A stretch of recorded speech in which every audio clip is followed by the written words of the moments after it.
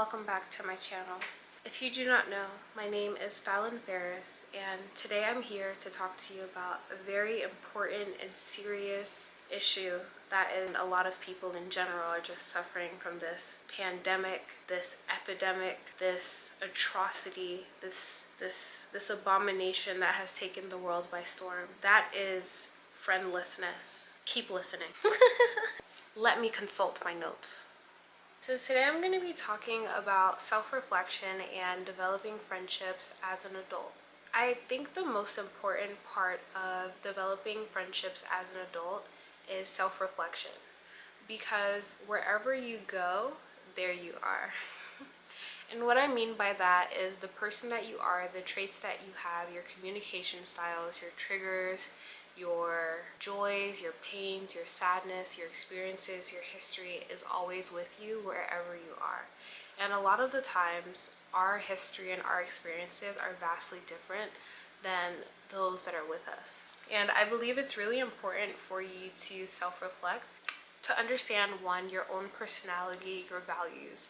Are you timid? Are you shy? Are you an energetic person? Are you lax? Are you nonchalant? Like, what is your love language, right? That translates to friendships as well. Are you someone that loves words of affirmation? You love encouragement? You love verbal support? Are you the type of person that enjoys just spending time with your friends, like just laying up in the bed or on the couch watching a really good show? Are you the type of person that likes to go out to eat? Are you someone that enjoys physical activities with your friends? Self-reflection is really important, because from there you're able to really hone in and center on what your goals and expectations are for yourself and for your friendships as well. Reflection is also really important, not only for yourself, but on your past relationships and experiences. From my own experience, I've seen the most difficulties in developing new relationships as an adult because of past traumas and pains and things that I've experienced from other friendships in the past that weren't necessarily dealt with. So when they came up in newer friendships, I would respond with the energy that I should have had for the first people. No, I'm joking. But typically the response would be very grand and big, as opposed to taking the situation for what it is, communicating with the new person, offering them grace and understanding that the two, although they are similar, they're not the same, not by the same people, and they're not the same person. With reflection too, you're also reflecting on the type of friendships that you've had and the things that you enjoyed and that you didn't necessarily like. So reflecting on a friendship that maybe one friendship you really enjoyed how supportive and encouraging they were, but they didn't really care about your feelings, right? They were very business and goal oriented. Another friendship where you might have spent a lot of time together, but there wasn't a closeness or a connection that you were really looking for. And it's really important to reflect on these, so that way you're able to better identify the kind of traits that you do want moving forward in your new friendships. And that brings me to saying, after you self-reflect and you understand yourself, your traits, your attributes, that's when you can kind of start to visualize the kind of relationship and friend that you want. It's really important to also determine the type of friendship you want by means of communication style, shared interests, the kind of qualities and traits that you want them to have. When I say visualize your ideal friendship and be specific, I do not mean I want a 5'7", this person that dresses exactly like this and has this type of hair.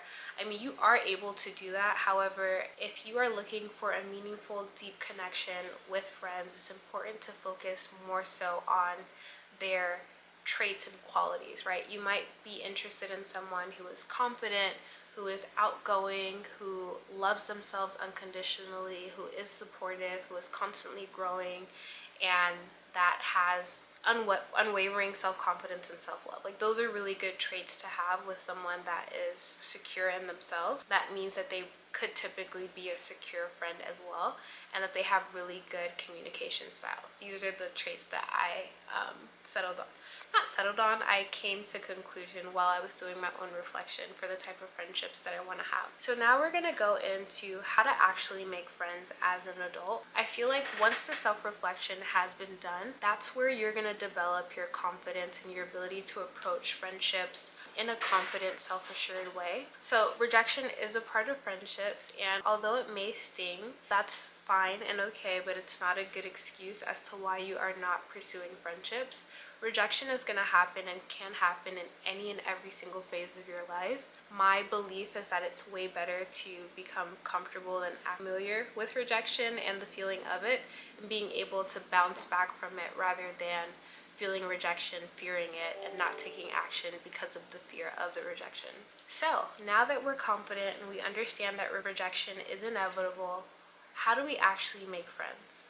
Okay, so for one, you can be open to new experiences and people and do activities that align with your interests. So that means if you are into painting and there's a sip and paint class in your area, you're able, first and foremost, you can also Google your interests. So I'm really into painting, I'm really into yoga, I'm really into meditation, I'm really into eating, I'm really into being alive, modeling. I'm also very interested in modeling. And so for me, whenever I go on Instagram, Facebook, not really Facebook for real, but so Facebook sometimes, Instagram, Google, there's this app called meetup.com that you're able to enter your interests, and they highlight events in your area. For someone that hasn't really found what your interests are yet, it's also really good to kind of jot down what you think your interests might be and kind of start putting yourself in that situation so that we're able to get acclimated and you're able to also figure out, do I like this or not? Because one time I went to Pilates because I thought I was going to be a Pilates girl.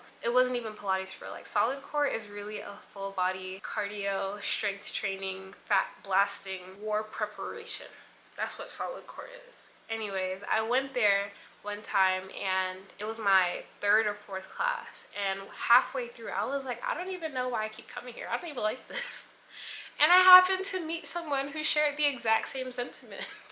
Although we didn't bond on Pilates at solid core per se, we bonded on the fact that it wasn't for us, and that's really cool. So even if you're not sure if that's 100% what you're interested in, it's still an opportunity for you to go and learn more about yourself and determine what your interests are. My advice for overcoming that fear of rejection is to kind of just start speaking to people in general. And I know for me personally, when I first started this, when I would compliment people and they wouldn't acknowledge me, my feelings would be super hurt because I thought that they were ignoring me or being mean.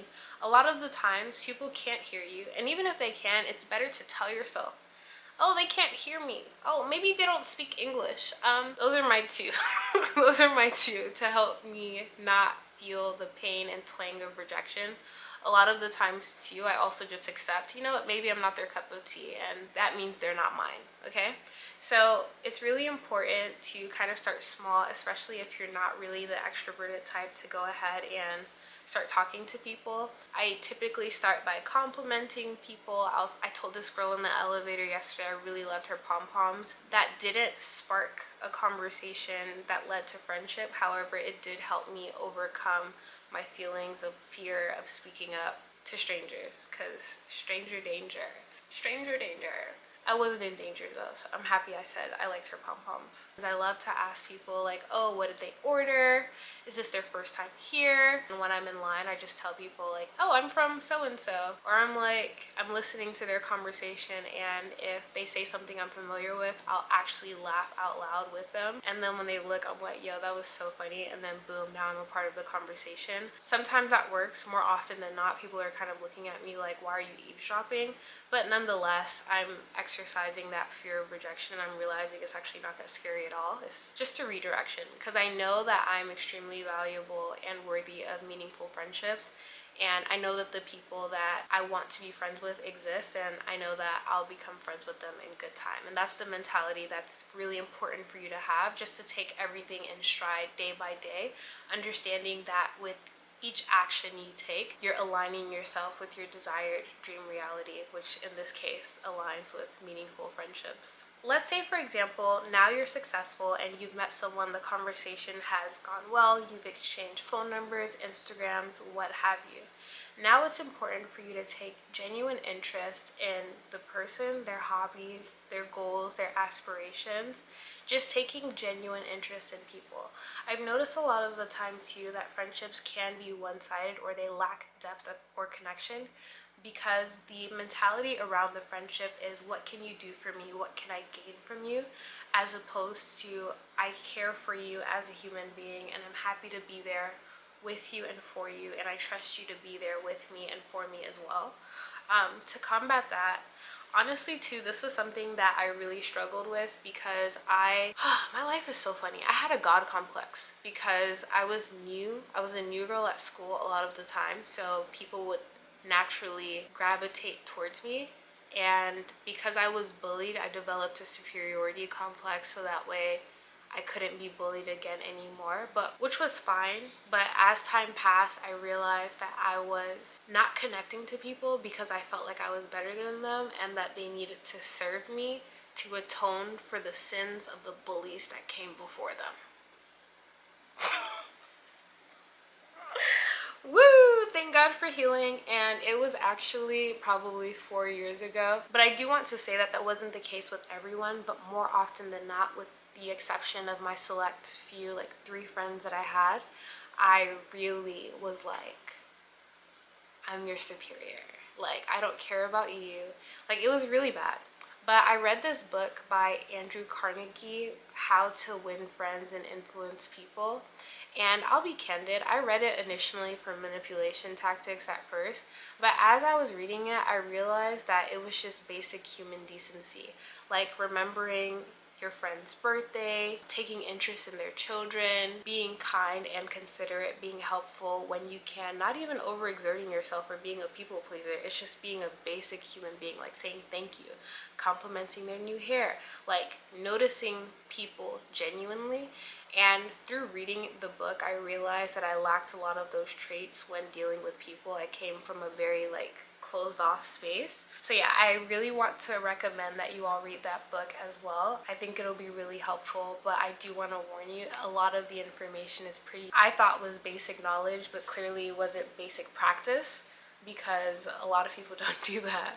When you read the book, you'll know what I'm talking about. I'll place it right here.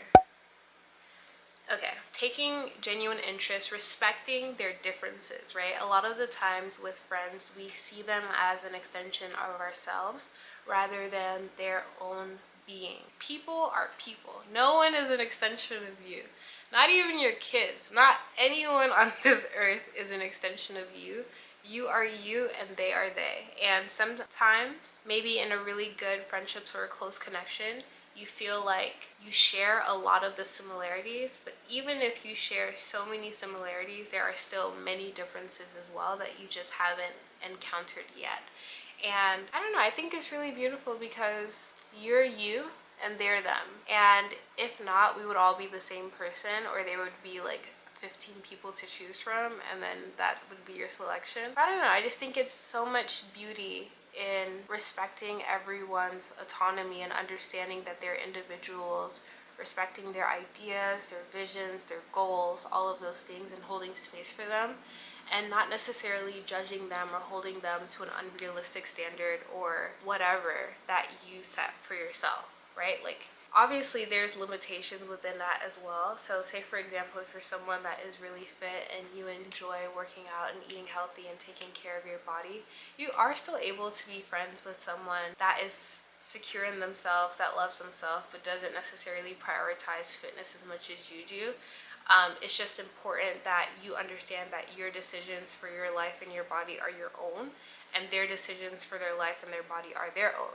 The difference is more so if they're complaining and comparing themselves to you, that's where issues can arise. But if people are secure and confident in themselves, they deserve to be that, and you should allow that and encourage it the same way that they're encouraging and allowing you to be yourself as well. Just be kind, be considerate as well, understand and communicate with your friends as well. So say for example, you've gotten this far in your new acquaintance and you're trying to understand or level set expectations for the relationship moving forward, you should actually have that conversation. because as adults there's so many nuances and experiences that are unique to ourselves that without communication that gap will forever be there.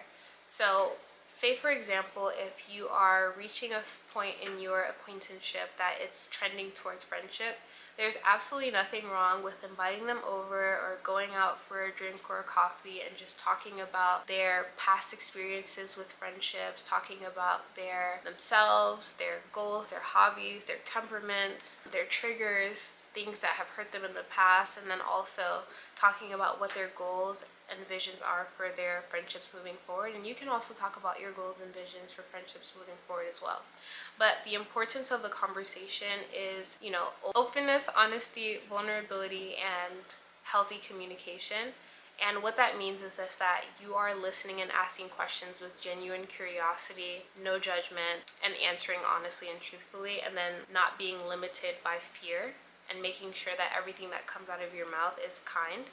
And when you're responding to the person, you have to think, especially if they say something that throws you for a loop and is completely unaligned with your person you're being, understanding that you are responding to them in a way that holds space for their differing opinion, viewpoint. Babe, what did you say? For what? You told me that I needed to work on this when I was, yeah. Holding space for people as they are, especially if like their experiences like trigger you. Yes. Yeah. And communicating in a way that what? You said something about holding space for like speaking in a way that honors their feelings and where they are. Yeah. Without condemning. Without like condemning them, or without feeling like them being different from you, like it's corrupting a sin. you. Yes. Like, Yes. There we go. Like that, Yes. You see. So it's also important when communicating, if something comes up that triggers you and that throws you for a loop, that you're communicating in a way that honors them and where they are, and not taking what they say personally or as an attack to you or your person, even though your views are completely different. Like a million things can be true at once, depending on the person that you're talking with and to. So I think that these are really good tips and tools to develop meaningful friendships, especially as an adult. I am still using them. I'm still learning to this day. I'm still applying them and trying out new things and making friends. So if you found this video helpful, please let me know. Drop a like, a comment, share it. Please also add your own visions and versions of this. Talk to me about your own experiences. Like, I'm just really curious. Like, is friendship or has friendship been difficult for you as well? Yeah, talk to me, because I want to know too, like, what were the challenges or what are the challenges that you faced within yourself, like, while making friendships? Are there any, like, special tips or tricks or anything that you've seen? Obviously, being yourself is extremely important, but even social anxiety, how you got over it as well, that would be really cool. But yeah, thank you guys for tuning in. Sending you lots of love and light. Bye. Am I qualified to make this video? I don't think I've made new friends in 3 years. The last time I made new friends was in college.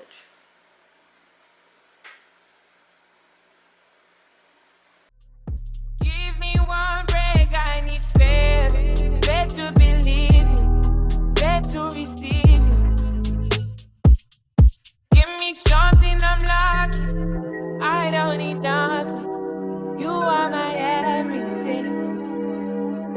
Only me and you, only me and you, only me and you, only me